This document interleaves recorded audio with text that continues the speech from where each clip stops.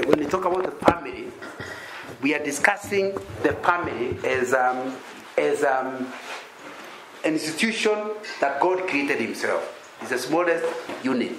And I want to emphasize, and I already started that this morning, I want to emphasize why it is such an important issue dealing with the family.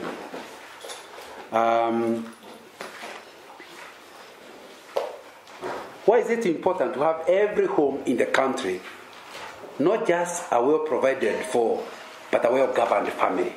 Why is it important that your family will be a well governed family? I want to start by talking about what's a home. Family home. What's a home? Number one, your home is a human development center. Your home is a human development center. Schools come later. They are bonus. But if you go to Deuteronomy chapter 6, it is not the teachers that are given the responsibility for values. Deuteronomy chapter 6, verse 1 to 10. The parents were told to develop values. They were told to put the commandments at every corner. Some on the walls, some on the face, some on the... You have read that chapter, isn't it? It is not the responsibility of teachers. The responsibility of parents. So the first thing you need to understand is that the home is the human development center. How a nation becomes is determined by how the homes are. If you have homes going wrong, you can predict without any fear of contradiction what the next generation will be. For example, the kind of problems you are having, the Mongeke type of problems, have something to do with my generation. Those of us who are in our 60s. We are the first people where our wives did not bring up the children. They were brought up by house girls. Am I right? Because earlier in the 50s, the man would go to work in Nairobi. That's our parents now. The man would work in Nairobi and the mother would stay with the children. Now, our generation, our wives were educated. So they both went to work. So who was left with the child? And sometimes you keep arguing. I don't know what's wrong with my children. My University of Nairobi graduate. My wife went to Makerere. By the way, that's true. My wife went through Makerere. How can our children be like this? Now, you are being funny, and I'll be saying it in a minute. You are being funny because your children are not your children. Your children belong to the house girl. She's the one who brought them up. You are at school, you are at school, or somewhere, wherever you are going to work, they are on their own. So in the process, our children are TV children. They were brought up watching TV. And with the house girl. Sometimes you leave at 6, you come at 8 in the night. Am I right? Yeah. You have no idea how children are or what is happening to your children. You are too busy providing for them to provide anything in them. Remember that talk? Mm-hmm. And that's really. So, when you don't understand that what you do with your children will determine the kind of nation we'll have. If you like Uhuru, you must grade it to Ghana. Have you ever seen many of us, our homes, our children can't talk Kimasai? Am I right, Pastor? They talk Swahili and English. And the mother is Masai, the father is Masai, they can't talk Kimasai. But Kenyatta's son talks Kikuyu like he's a village boy. Am I right? Have you heard Uhuru talking Kikuyu? Gena brought him because she brought up a son who can fit with the rich and fit with the poor. That's what I'm talking about, the impact of homes. And I want you to understand that you are in your home, you are busy producing the next nation of Kenya. And what you do will determine how many chokoras we are going to have. So I am suggesting to you the fact that children are no longer brought up by parents, we are going to harvest. You know, they say Rome is a nation that was never beaten from outside. You've read history? Rome, the Roman Empire was a huge empire. It was never conquered from outside. It just collapsed from within. They started having marital issues, changing wives, whatnot. It started rotting from within. Finally, collapsed. So you need to understand, if this nation does not go back to creating a place for the family. That means you must work, but the work must take cognizance of the need to be a father. Your wife must work, but her work must take cognizance of the need to be a mother. Are we together? And to be fair to the government, remember we were only having 2 months maternity. When we were getting children, my wife was only getting 2 months maternity. Now they get 3. In my time, I never enjoyed it. After I stopped getting children when I had, now you can get paternity in addition to your annual leave. But many people take the paternity leave to do other things. They can't see to their baby. They don't want to board with their baby. That's the work of mothers. Are you getting my point? So it's important that it doesn't matter even if you're available. If you don't take that as your work, you still come. You just come and watch the TV. As your wife is busy boarding with the children, both of you came from work, but your wife is busy boarding with the baby. You are a total stranger. Later you wonder. Now in my age mates, we are grandparents. It's when you wonder. Every time there is a call, it's to the mother. Another call to the mother. How come you never call me? How are they going to call you? You never boarded with them. They see you as a bank. Your work was to provide school fees. And the bank normally provides school fees. The mother was a person, you are a bank. You normally don't relate with a bank, isn't it? You just issue papers. Am I communicating? And that's what many fathers are. They are simply banks. They are ATMs. And the parents and the children respect you for being an ATM. But when you are old, if they have a problem, they don't share with you. They share with a real human being. Since you are a bank, they will go to the human being. They will go to the human being. And it's important. So I wanted you to understand why we as men must restructure ourselves, change our careers to become available to our children. It is a critical issue. Now, the home is a human development center. The school can't do it. Nobody else can do it. Your home does it. Because by the time they are going to school, you have already given the wrong values or good values. It will be important to understand. Number 2, the home is the personal retreat or recharge center. The home should be, if it isn't, should be a personal retreat or recharge center. What do you call recharge? Now that we have telephones, we know what recharge means. You have your phone and you're hello. Then in the middle, power is gone, isn't it? You must recharge, isn't it?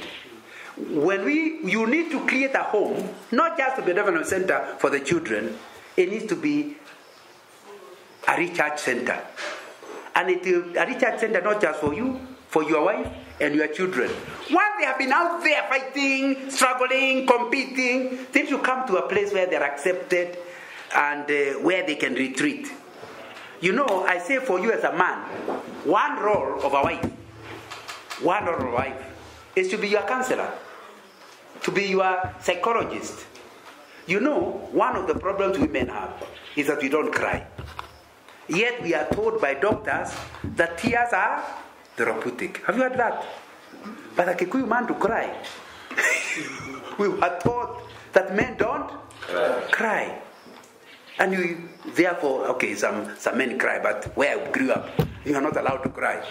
Now, but your body still has tears, isn't it? So you are suffering you are ending up with the blood pressure, stress, because you are unwilling or not able to cry. You need a home where you can come home, lock the bedroom door, be open with your wife, and cry. Just put your head on her lap. You are her firstborn. Just talk about the frustrations at work. Cry. After you have cried, run to the sink, wash your face, go back and face the children. You already be better. Am I communicating? You need a home where you can be totally honest with your wife. For example, you have been at work and you did something wrong. It lost the company 1 million shillings. You are feeling terrible, though nobody knows. You are feeling terrible. You can't tell your boss. You'll be fired. You can't tell your subordinate. He will know that you anymore. You can't tell your colleague. He will want your job. Am I communicating? So who can you tell? Your wife. Am I communicating? Because if you lose your job, he loses. Am I communicating? So she will not go running, hey, fire him. No, she cannot ask for you to be fired because it's going to touch her. Am I communicating? God gave us a marriage to be a place we can retreat. The same thing with your wife. She needs to fail. And she has failed. She's embarrassed, can't face the world. But she knows the husband will accept her as a failure. So she is able to come, put her head on your shoulder, cry, until all the tears are gone. Comfort her. By the time she faces the world, she cannot suffer from stress and depression. Because that's the responsibility of a home. If you cannot cry in your house, if you cannot admit failure in your house, that marriage has a problem. Very serious problem. Because you cannot play brave everywhere. That's not the way God created us. We are human beings with failures. There must be a place you can admit failure. Now sometimes you go to a countries, but if you go there, they will charge you for telling them you have failed. Why don't you agree free of charge? You tell your own wife. Am I communicating? But you don't just start now. You have to develop the trust. Are we together? If you have been behaving tough, even when it is obvious you are failing, I'm not failing. Now, she will not cancel you. You have to start by opening up. Are we together? Am I communicating? Yeah. So it's important. The home is a retreat center. You need to open up. The same way with your children. They need to know that when they have failed, they can come home. They will be accepted even if they have failed, but then they will be redirected to success. Are we together? That's what we're talking about. So the home, a good home, not every home, the good home must be a personal retreat or recharge center. Everybody in that home needs to feel here they can be treated. They can have a good time. That doesn't mean there will not be challenges. There can be challenges, but they know challenges will not stop them being accepted. And that brings me to the third one, which I've just introduced. The home is an unconditional love center. The unconditional love center. What do you mean? It's the only place where you don't do anything to be loved at all. Because you see, you never applied. Dear God, I want to be born by Nganga. My children never did an application, isn't it? They just happen to be born in our home. We may be bad or good, but that's our children. The DNA can prove it if they start doubting. They are my children. So, you need a home where you are accepted simply by being born there. Nothing else. You don't have to do anything. And that's why now, for your home to succeed in this one, you should never be hard comparing your children. When you start comparing your children, the one child, or if they over here, start accepting that they are loved more than the other. It's possible to tell a child what you are doing is bad without saying it is worse than somebody else. Comparison cannot make it an unconditional love center. Because comparison makes people know this one is loved more than the other one. Your wife must know that she doesn't have to dress like Mrs. Carter. She is loved even if she is in a skin. Your love for her is not related with the dress she wears. When she starts thinking the reason you love her is because she wears nicely, that's not a home. That's a beauty contest. Am I communicating? Yeah. She needs to understand that she is loved the way she is. Because she is loved, she will never want to embarrass you in public. So she will wear well. Now you see the difference. She's not wearing well to be accepted. She is wearing well because she's accepted. Am I communicating? Yeah, that she knows, even if she never wore well, you will still accept her. So, but because she feels so proud to be your wife, she will never want to embarrass you in public. So, which is which? Sometimes maybe your wife wears well, because she knows if he doesn't, you'll not be in the same bedroom that day. How can you embarrass me in public? And even if you're in the same bedroom, one will be facing Mecca, the other one Medina, although you're in the same bed. Now, if that's the way you are, then she starts communicating to her, I am not loved. What I do is what is loved. And you know, all of us are human. We will fail. Am I right? So, then your home becomes like everywhere else. And it's important to understand the Unconditional Love Center means there is no competition. One of the biggest weaknesses in a home is when a husband and a wife are competing. And it happens. The other day I was talking to somebody, and he told me about this family where when the husband said, I'm doing an MBA, the wife said, even me. Now the children are small. They are in their 30s. So, these days you do the MBAs in the evenings in Nairobi. Now the wife said, even me. So now they had to take once they are both not there, the only sensible thing to do is to take the children to boarding school. They were in boarding school. The boy, I think, was 10. The sister was, 7 or 6, I can't remember the figures. One day, during the holidays, the boy woke up very early and wrote a note to the parents, because they used to leave very early before he's awake. When you come in the evening, I would like us to have a meeting, just the three of us. I don't want my sister to attend. Only the boy and the parents. So when they arrived, he waited for them. When they arrived, they went to the parents' bedroom. The parents kept ringing each other. What do you think this boy wants? A 10-year-old. What do you think the boy wants? When he arrived, he said, Mommy, I want us to discuss. Do you know the school you took me to? Yes, one of the best schools. That's why we're working so hard to pay your school fees. We are doing all this for you.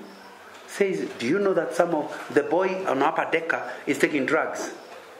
Oh, is it? Yeah. So you actually want me to start taking drugs? That's why you took me to stay with somebody taking drugs. Are you aware that many of my dorm mates, their parents don't stay together? That's why they're in the boarding school, because they have no father. The father left, the mother left. You are two of you, and you got to mix me with people who come from broken homes. What exactly do you think? Going to say, young man, you don't understand. We love you. We are working, even getting the MBA, so that we can get more money, so we can go into better high school. We are doing this for you. Said, I don't want it. Don't do it for me. Bring me back to Mathare Primary School. As long as you can be here. Meeting over, he went back to his room. Now, when I heard the story is when these parents were now seeking counseling from other people. What do you do with a child like that? Now, now the child is counseling the parents. Are you getting that? Now, you ask yourself, let me ask you. If one of you, MBA is normally 2 to 3 years, can the first one finish 3 years, get the MBA and the next one? Why must you do it at the same? It's competition, isn't it? The wife does not want the husband to have an MBA before she has. Normally it's worse the other way around. If the wife decides she's doing an MBA, there will be trouble in that home. You get a master's before me. So the competition is on. It is not Unconditional Love Center. So you need to know there is a problem in your home. If your wife feels like you are doing too much better than her, because she doesn't see you as part of the home. You are not one home. You are two homes staying in the same house. And it's important to ask yourself, is there competition?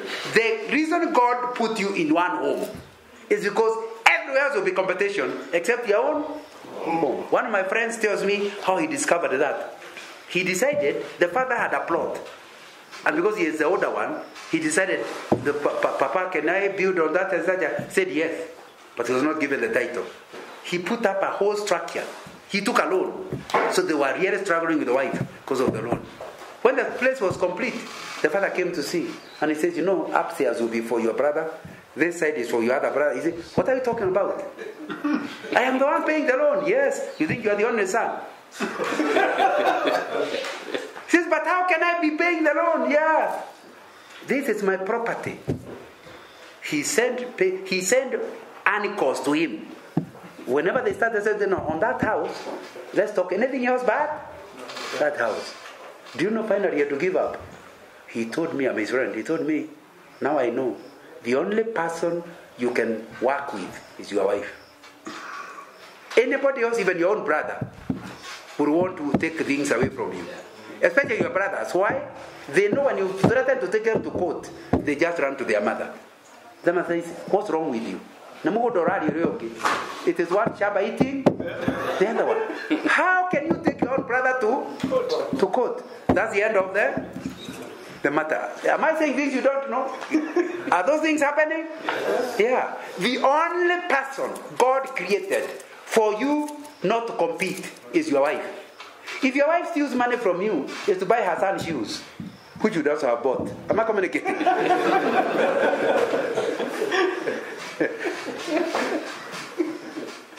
If your wife take away your car, it's to take her son to hospital. Am I communicating? Who is also your son?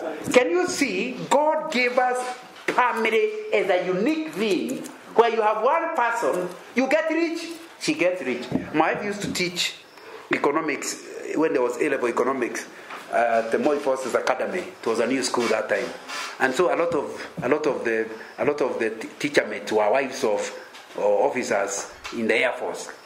And told me something that was very funny. In the army, there are things that are called messes. There's junior mess, senior mess. A mess is a place where it's like a club, and they go by seniority. A junior person cannot enter the senior one. And she said it was very interesting. You can find two wives that are friends, because the husbands are the same grade.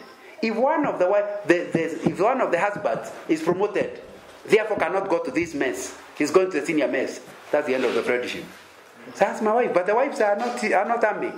Says they feel if the husband is a major, she feels a majoress. He becomes a canoness. Now they behave like they are the ones that are promoted. That's what marriage is supposed to be. Whatever happens to you should be what is happening to your wife. She needs to feel in fact, you should not be saying my husband was promoted. We were promoted. Because she is herself. She knows her life will become better. The same thing with your wife. If your wife does well, who is doing well? You. So where is the competition happening? Why is the competition happening? Can I give you my guess? You are just a fool. That's basically why you are competing. Because how can you compete with your own wife? What is it he can get that you will not benefit from? So what are you up to? You have a very serious marriage problem if you are competing with your own spouse. And you are actually breaking the original intention of God for marriage. That's what we are calling the unconditional love center. That was the intention. Now, why am I talking about this thing? Is it because my family is like that? No. When I did a business degree for my first degree. My second degree is in leadership. But my first degree was in business. And you are taught something called perfect competition. And you are told where the suppliers know about the buyers perfectly. So I asked the teacher, is there something like that? He says never. No country has ever had perfect competition. Then I said, why are you teaching us? She said, so that you know how far you are from the perfect. So up to now, they are still being taught the same economics that I was taught more than 40 years ago. And nobody is able to practice it. It doesn't exist. Why? So that you know how far you are from the standard. That's why we also need to talk about marriage. So that you know how far your marriage is from standard. Even mine has not reached that level either. But I want to know about it. So that I know how far am I moving away or to what the standard should be. If you start looking around, you end up with a lower standard. Go to God's standard. And God's standard was a helpmeet. Remember Genesis chapter 2? Yeah. That's what a wife was supposed to be. Somebody. And when finally the guy woke up and saw the woman, he said, wow, she is woman. Because she is born of my bones. That was the original intention of marriage.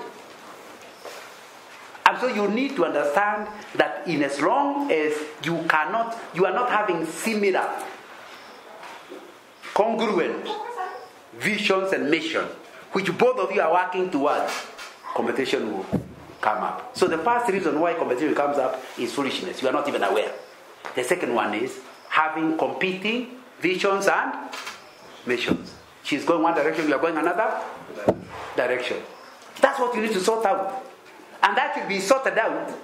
In my book, The Christian Profession, I say that should be sorted out before you are married. I tell young people, you don't marry a person, you marry a mission. If a mission is going one direction, you're going to another, you should not marry. You don't marry the size of nose. You marry, where is this person going? Can we go together? And of course, I'm too late for you. Are there single people here? Are there single people here? Are there? Yeah, those are the ones who should be listening to me, because they can do something about it. For you who is married, it's too late. But I think it's not too late to start working on it. Am I right? Yeah, but you can't tell you not to marry when it's there. So that's what we are saying. I hope you start understanding. I'm trying to create a picture of a good home, how a good home should look like. So you need to ask yourself, is that true? Have you married somebody whom you admire and who you believe her success is your success? Her joy is your joy. Is that the kind of person you actually have? You know, sometimes it can be quite challenging. The other day I was speaking at, I was about to tell you which school. I was speaking in a school, and my wife is a very good speaker. And my wife had just spoken in their parents. She was a guest of honor in their parents' AGM. Then I was now preaching in a normal chapel, Sunday service. Then the headmistress introduced me in a way I didn't think she was very wise. She said, our speaker today is the husband of our guest of honor, our recent guest of honor. I remember, the girls shouted. The only thing I don't know is whether she can match the wife. But let him try. I know that was a terrible introduction. But you see, I'm already feeling proud that my wife is such a great speaker. They wonder whether I can match. But many men do not want their wives to do well. In fact, in Kenya there is a saying, every woman who becomes a performer must also share the wife, the husband. Just look at all the big names you know. They don't stay with their husbands. Almost any big woman, famous, impactful woman you can think of, they are not staying together with the husband. Am I right? Those who know our political landscape, am I right? Yes. What do you think the problem is? Not the wife. Men who see the wife as competitors. So as soon as the wife's name is known, so normally, like I go to certain places and people don't know Nganga. They say, this is the husband of Rebecca. No. So you feel, no. You should be proud that your wife is so well known. Your name is the husband of Rebecca. Am I communicating? Yes. Yeah, but normally, because that shows God gave you a good wife, isn't it? But that's not our thinking. Our thinking is we compete. Instead of rejoicing in the glory of your wife, we start fighting her, and there's trouble. So most women who succeed after they have shed away the man. And you know something? If you don't allow your wife to succeed, you have to answer to God. Because God gave you a woman so that you could help her to become what God wanted her to be. But because you are such a difficult man, she cannot achieve what God has sent her to. Now, when she doesn't achieve, and God knows it's you that brought the trouble, you think you'll go scot-free. God will judge you for not helping your wife to be who she should be. That's what we are talking about. So we are talking about an unconditional love center. Number 4, your home should be the Worldview Foundation Center. Your home should be the Worldview Foundation Center. What is worldview? Worldview are the glasses through which you interpret life. All of us have a worldview. A worldview is a kind of a basis on which you call something good or bad. If I give you a plate of snail, would you enjoy it? Would you enjoy it? And snails are very expensive in the restaurants. Very expensive. Even if I gave you free, will you eat it? No. Why? Worldview. You grew up knowing snails are not even to be looked at. They are terrible. The Mzungu child grew knowing when the father is loaded, she is taken to a seafood restaurant. They are normally very expensive, so they cannot be taken regularly. As you remember, doing that, when I was working for Shell, I had a visitor, and we were in Mombasa. And I wanted to give the visitor a good treat. So I took him to Tamarid. Tamarid has a boat, those days, it had a boat where you enter when the supper is beginning, you enter the boat, it goes into the ocean, round, by the time you finish going round, and you are back, you finish your food. But you pay for the trip, and pay for the food. It was very expensive, but it was a company paying, and it was a company visitor. But I've never got there on my own. Because when I saw, they come, they give you drinks, then after some they tell you to come, you go to a place to see the seafoods. And they are alive. So instead of choosing in a menu, you choose them alive. There's a crab moving, the crab that moves every direction. And somebody says, that one, it is touched, it's put aside. Then there's a snail, that one is touched, it's aside. I look at them, my Mzungu was going towards it, watering, John, how can you give me such a treat? In the meanwhile, I'm moving backwards. I can't imagine myself eating. So I asked the waiter, is there something else? Now what's the difference between us? This Mzungu thinks I've given him a big treat. Me, I'm running away. What's the difference? Who our parents are. My parent told me, you don't eat things that eat you. He was brought up knowing when you are properly loaded, you go to a sea restaurant. That's what we call worldview. Worldview is something you have that determines what you call good or bad. My wife went for a conference in South Korea, 1995, as you remember. And when she came back, she told me, you can't believe it. Those people eat dogs. How did you discover? I asked. Oh, when we were in London, those days there were no direct flight. So they first went to London. When they landed, they were being prepared on the culture. So they are told, be aware that when they like you as a visitor, they normally kill a dog. So they give you a dog. The Kenyan said, what? We can't eat that. So I asked my, what did you do? You became vegetarians. Since when it is in the buffet, you can tell dog meat and cow meat. So to be safe, you become vegetarian. So I asked him, I was joking with her, I said, did your mother ever tell you thou shalt not eat a dog? She says, I can't remember. So why didn't you eat a dog? Did they look healthy? Yes, they are healthy. And they eat dogs, yes. So why didn't you eat a dog? He said, what? I can't eat a dog. Now, you cannot remember a time you are told thou shalt not eat. Worldview is not something you are lectured on. You grew up with it, you get it, and it determines what you call good or bad. And it's important to understand your home is a worldview development center. What your children will call good or bad will be determined by there. That's why I keep laughing at people. They sometimes say, in order for us to become one Kenya, your children will not learn the vernacular. It's a level of foolishness you can't understand. Do you know when people killed each other in 07? I was told by people who are from around Eldoret. The Kikuyus killing the Kalenjin, and the Kalenjins killing Kikuyu can't speak their vernacular. They are shouting in English. You can even hear what they are telling each other. They don't know the vernacular. To be tribal does not require English or local. All you need is to see what your parents are doing. They see Raila on the TV and they sneer in a certain way. Your children are seeing, isn't it? So they find out where Raila is from. Even if you are speaking English, they will hate him in English. Am I communicating? Does not require. Your vernacular is irrelevant to tribalism. Tribalism has nothing to do with language. It has something to do with your worldview. What are the values your child grew up with? And on the basis of those values, they will be there. So your home is a worldview development center. What are the values you are passing with your children? And remember, habits are caught, not taught.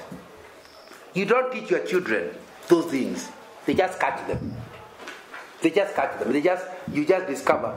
I think somebody told us the story when we were outside here about this Mzee who used to go to a corner. Instead of going to the toilet, he would go to a corner to relieve himself. Who told us that story? Somebody told us the story. Oh, it is you. Yeah. And then one day he discovered his son doing exactly the same corner. Instead of going to the toilet, he said, what? This boy is copying me. Now, you need to understand clearly, he never told his son, thou shalt go to that corner. Habits are caught, not taught. You don't teach your children. They just see what you do. Just see the things you value. And they become exactly like that. For example, you can say, do your children value salvation? You can say, but I'm saved. The mother is saved. They should. But when your son became number one in class, he started a degree. Whenever the uncles came, they were told, especially in Kikuyu, we call our firstborn, we name them after the father. You tell your brother, hey, your father was number one. So the uncle buys things and gifts. When he was in Form 2, he got saved. He came home and said, Papa, you can't believe it. I gave my life to the Lord. Oh, that is wonderful. Because the father is also saved. He said, that's wonderful. The uncle came. Nobody told him that you have gotten saved. Remember, habits are caught, not taught. Your son knows what you value are great. Getting saved is neither here nor there. Are you getting the point? So you start thinking, how are my children not getting saved? Because they know it's just drama. Salvation is just drama. It's not something you actually value. You don't value. Let me give you another one. I took my children, my firstborn went to pre-unit, I think 1984, 85. So I took my children, and they are 3, to school every morning until the last one finished standard 8 to go to a boarding high school. Started in standard 8, 1998. So from 1984, 85 to 98, every morning. I never dropped my children late school, even once. In Nairobi, we dropped them. Now, do you know something? The same family that takes children to school on time, on Sunday, Pastor, 10 o'clock, they are able to make it to their church. The children have seen you there every day, dropping them to school. They initially were dropping them at 8. Then it was brought to 7. Then it was brought to 6:30. And we are never late. Church is 10 o'clock. And we arrive? Late. What do you think the children understand? Church is a joke. School is very important. He said, I don't know why my children are not getting saved. It's clear they know that salvation is simply drama. You are acting. The things you value, they tell. It's not you to tell them. They can see what you actually value. Am I communicating? Yes. So remember, we are saying the home is a worldview development center. So it is the way you live your life that will determine the kind of values your children will be with. What will they count as important? What they count as, and sometimes they tell you something, I never told you that. You didn't have to tell them. You know, a friend of mine, we know in our days, most schools were former missionary schools in the 60s. He went through a missionary school, but he never became a Christian. When he started getting children, he told the children, the wife, my children must grow in Sunday school. So he was always taking the children to Sunday school. Then, one day, and for him, because of members' night, Saturday night, he would hardly wake up for Sunday. So the children would be taken by the wife. One day he woke up, and the children had come back from Sunday school, and they were playing outside. And he heard his son telling another neighbor's son, when I grow up, I'll be like my father. I'll not be going to church. The boy say, why? Church is for children and women. Proper men do not go to church. And remember, this man has invested heavily.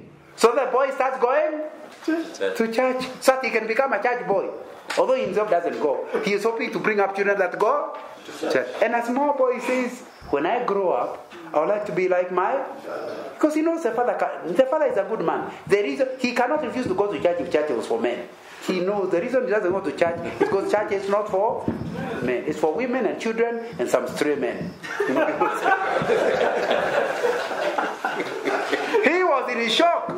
He was in shock. The boy is developing a worldview different from what the man intends. He's always emphasizing the importance of church, but himself will not go. Am I communicating? Yes. That's what you are supposed to be doing. Developing the values of your children. Now, when is tea time? Where is MC? Now it's you here. When is tea time? Supposed to be at 4. And it is in 10 minutes, so I want to allow questions before 4. So to find out whether the tea is ready, I'll finish in time. I like keeping time. So anyway, what we are saying is, it will be important for us to ask ourselves, our homes, grading yourself from 1 to 5. 1 means you are doing very badly. 5, you are perfect, no improvement. Number 1, is your home sincerely a human development center? Would you give it a 5? And I think it's important when you go back to discuss with your wife, because it's our home, not my home. Are we together? Yeah, find out. Can you say, how far are you doing as a human development center? Number 2, personal retreat or recharge center. Do you feel energized every morning? It's like you came tired, feeling finished. You stay with that woman and you feel, wow, she has rejuvenated me. She comes home feeling tired. You stay with that man and you go back recharged. Is your home a recharge center, a personal retreat center? It's between a 1 and a 5. Where do you? And you're not allowed to give yourself a 3. Because a 3 is neither good nor bad. You either get a 1 or a 2 or a 4 and a 5. Give yourself a grade. Thirdly, can you actually say that the way you love your children and wife, they don't sense that you love them for what they do, or what you get out of them, or how they worship you? Do you love them for just that they are your family? Do they feel that there is some condition to whether they are loved or not? Would you give yourself a 1, a 2, a 4, or a 5? And finally, what kind of worldview are you developing? Remember, there is traditional worldview, and I'll be coming to it in a while, and there is a biblical worldview. Which are you having a biblical worldview developing in your family or not? I finish with this. Is the tea ready? So I go on. Up to what time? They have told you what time? We are getting feedback in a few minutes. Also, we don't know whether it's 1 minute or 10. Yeah. Okay. I will still assume 4 o'clock. I finish with this. Studies show that our worldview is totally made up before we count our years in double digits. In other words, by the age of 9, 10, you are totally made up as to who you are, what you value, what you don't value. Studies show. In fact, a Catholic priest was heard saying, give me a child for the first 10 years of their life, and they will die Catholics. I know that because I led somebody to the Lord the other day. I told them we need to spend time in discipleship. I'm not asking you to leave your church. Just when they were about to do it, as we were coming, I was trying to talk to them to follow up. I said, no. I can't dare enter another church. You need to understand that by the time your children are teenagers, you are too late. You are too late. You know, the difference is, once you have your worldview, you use your worldview to interpret life. Worldview are like the glasses through which you see life. If I wear red ones, all of you become red. If I'm tired of red, I wear green ones, all of you become green. That's worldview. What you see is interpreted. That's why you can find people from different tribes saying the election was stolen. How? Who? What? Tell me where it was stolen. And both of you are PhDs, but you are seeing this from different angles because it depends on your worldview. So you need to understand it's a very serious matter, and it's made by the time you are worldview. So for the people who are young families here, I'm telling you, even if when your children are 20 years, even if you drop your work to be with them, you won't have a lot of impact. Impact is determined by the first 10 years of life. The struggles you will have as developing your teenagers depends on the investment you made before they were 10. I'm sorry, I hope I'm not frightening you, but that happens to the truth.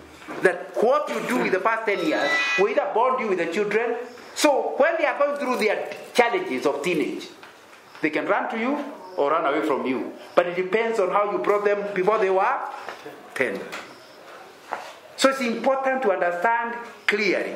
We need to talk to our families very early to understand that, and you know now where the problem is, my brother, is that during those first 10 years of their life is when you are struggling to make it professionally. You are putting every ounce of energy to develop professionally, isn't it? So we kind of concentrate on the professional development, forget the family, and we argue if we are doing it for them. By the time you are now available, they are not interested in you. When my children are teenagers, I got a job covering about 10 countries of Africa. And I'll ring my wife from Madagascar, say, how are the children? I can't tell you, they are locked up in the room. And then I say, when you call a child, they come, say, Mommy, what do you want? Make tea. Tea is a tea. Thank you. Anything else? No. Back to their room. Is that true of teenagers? When they are young, they are holding on your skirt. Everywhere you want to move, you feel surely, stay aside, let me finish what I'm doing. No. You wait. A time is coming when even to come near you. So the first glasses I wore, one of my children jumped on me and broke them. I was so unhappy. Do you know how expensive they are? Did I know they'll stop jumping? You need to understand, when they become teenagers, they never break glasses. Am I right? Now you greet each other. So you need to understand it is a transitory thing. It is not that I can first of all earn money, then visit them later. They will not be available. Am I communicating? Yeah. That worldview is something done at the beginning. I am not suggesting you stop parenting when they become teenagers. You will need that even more. The only thing is your influence is less. Okay, my point? You are still, and even when they become adults, even when I'm a grandfather like me, I still have to talk to them. But my influence is getting lower and lower. That's what you're saying. So parenting goes on. But the first 10 years is a critical period. That's when you move with your family. You can't leave them alone when they are before 10 years. The father must be physically available to the children. So that's the point. 10 minutes. 10 minutes. Then I have time to say the next thing. So the first thing you need to understand is the first 10 years are critical. But that does not mean you are not needed in the other years. Am I clear on that? Number 2, please understand that studies show, and you can Google it up. Find out, you Google the word nurture and nature. Nurture and nature. Nurture means bringing up or looking after. Nature means the way you are born. And you say, who determines who a person is? Who determines who Nganga is? Is it nature or nurture? You see, nature means my genes. Nurture means my environment. And studies are showing we are 80% nurture, only 20% nature. In other words, although you are a father, and even the DNA can prove, your children are house girls' children. Because she is the environment they grew under. Your genes contribute only 20%. So, although you call your children, they are not really your children. They are only 20% your children. They are house girls' children. 80%. And you can Google it up. That's a very frightening thought, isn't it? That who stays with your children as they are growing up determines the kind of adults they will be. That's why you cannot go to a place and say because you have built a stone house. If the place is full of mungeki, you can't continue with your children there. Sell the house or give it away. Go and stay somewhere else. You know, that's a problem of us Africans. You build a house, even if the neighborhood changes, you just stay there. Why? But I bought it. No, surely. You know, Wazungus are funny. You can hear, first 10 years here, he gets tired of that, he sells a house to another place. Or once he has a mortgage house and he has bought it, he just moves away with the money. Are Africans like that? No, he stays in that house. He can't sell it. You need to understand, once you understand the impact of nurture, then you cannot bring up your children in a neighborhood just because you have bought a house. Sell it and go somewhere else. Because who your children will become depends on who he is playing with. Are we together? Yeah. And it's important. Nurture is 80%. And by the way, that I discovered. I used to be the share manager in Kisumu in the 80s. And I still remember going to preach at Marada Boys. That's one of the best schools those days in the 80s. In fact, that's where Maraga went to school. It was one of the famous schools in Nyambondo. And when we were doing a full day meeting in a high school running. During lunch, I was taken to a home nearby. And then a girl came and I said, Mr. Nganga, greet her in Kikuyu. I said, how do I greet a Luo in Kikuyu? Just try. So the girl came near, I started talking to her, she couldn't talk. I said, but she knows, she's a Kikuyu. So I tried, she couldn't. So when she went, after we had been given our food, I asked, what were you trying to do? She says, that child, the mother is Kikuyu, the father is Kikuyu. When her aunt was getting married, the Kikuyus felt that she would be lonely. So the sister donated the daughter as a young child. She was talking Kikuyu, to Bondo, to stay with the auntie. Now the auntie also had her own children. The more Luo she learned, the less Kikuyu she knew. By the time I reached there, she had forgotten all Kikuyu. If you are born by Kikuyus and you grow up in Bondo, are you a Kikuyu? No. You are a Luo. You are even going to support Gor Mahia. You need to understand. You need to understand. You are not your genes. You are your environment. Am I communicating? Yes. So that's why it is important, and we are talking about us as men, because you are leaders, and that's what you said in the morning. You are leaders. You need to lead your family to determine the environment you want them to grow in. By the time you are my age, now you can stay wherever you want, because just the two of us. But when your children are still at home, you need to ask yourself, what am I doing? Obviously, the solution is not always to run away. The children, like my wife did, in our estate. Some boys were playing, they blew the ball and they came and hit our window, and the glasses just came down. And I felt like going and beating them up. Realized that's not a Christian thing to do. You know what she did? She decided to start a Bible club in her own house. She wrote some tracts, some papers, went from house to house saying, every Saturday afternoon, I'll be having a Bible club so that parents can allow. My children our children were at the same age. Within no time, every Saturday afternoon, the boys, when they come, there will be biscuits, there will be juices, there will be that age group. These are people in lower primary or thereabout. They would fill up, and of course they were not sitting on carpet everywhere. They would be everywhere. And that's how my wife was able to change the environment of our children by getting all the children. Now, when they go outside to play around, who are they playing with? People who have learned Bible club together with them. So you can change the environment for the sake of your own children. Because now, once they learn every Saturday, and remember, there are even Muslim children here, because they would be playing football, then they all come for the juice. Then for the next 1 or 2 hours, they are there in the room. And they used to arrive so early. Some they say, no, because they are supposed to come in the afternoon. By 12 o'clock they are coming. Auntie, is it time now? No. come later. Now, you need to understand, they are going to benefit by now. Now I see here, all those children over 20 years ago who are young. One is a doctor, one is a consultant, gynecologist, another one. They are all adults. Because they're just like our children in their 30s.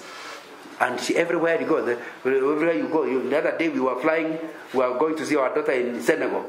And the pilot, we just saw a note from one of those boys who is a pilot. So a pilot said the stewardess, says, are you Mrs. Nganga? Yes. The pilot wants you to go into the cockpit. I said, let's go. I said, no, me, I've never taught Bible club. I'm not in that category. So she went and flew inside the cockpit. From the same children. Are you getting my point? Mm-hmm. Many of us assume Bible club in the church Church, even if you don't teach Sunday school, children will still come. They are being brought by the parents, isn't it? What was in your neighborhood? That's where you should be doing. Every church should be starting, if you want to change the environment, every church will be having Bible clubs. Not in the church, and I'm not suggesting you close the one in the church, in the neighborhood. Everywhere where there is a district, there should also be Bible club, which is not attended by PCA people. It's attended by all the children in the neighborhood. That way you are creating an environment. Because whether you like it or not, your children will play with those children. Am I right? And that's what you need to be dealing with. If you want to. So that's the second thing I wanted you to understand. That nurture and nature are important. But as to who you become, what determines this is more is nurture.